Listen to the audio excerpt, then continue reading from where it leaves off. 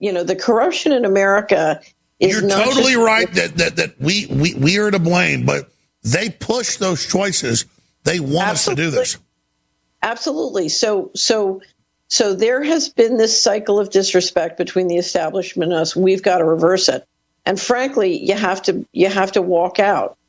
I agree. How do you get the establishment to treat you like a human and treat themselves like a human? How do you get them to stop doing this?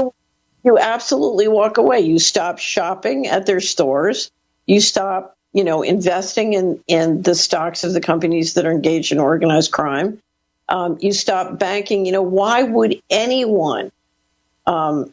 We just put a fabulous compendium together of every criminal and civil settlement that J.P. Morgan Chase has done for the last 20 years.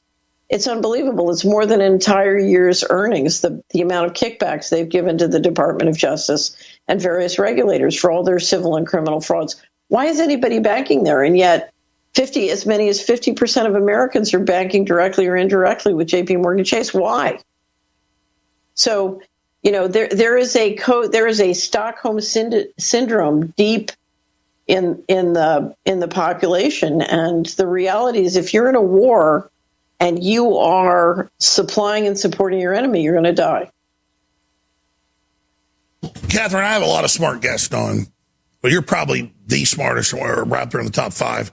And you're absolutely right. And I myself know all this, and I want to be good, and then I just catch myself busy, and I'm like, why am I shopping with the establishment? Why am I doing this? It's just...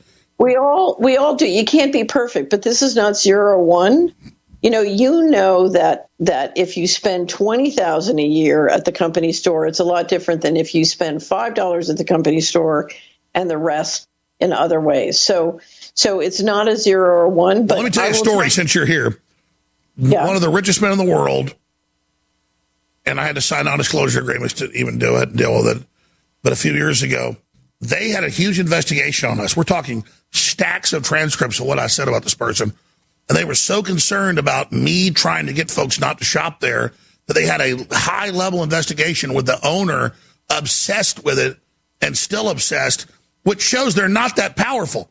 Just me on air saying don't shop there, which was a little side thing for me, had the head of this thing actually scared.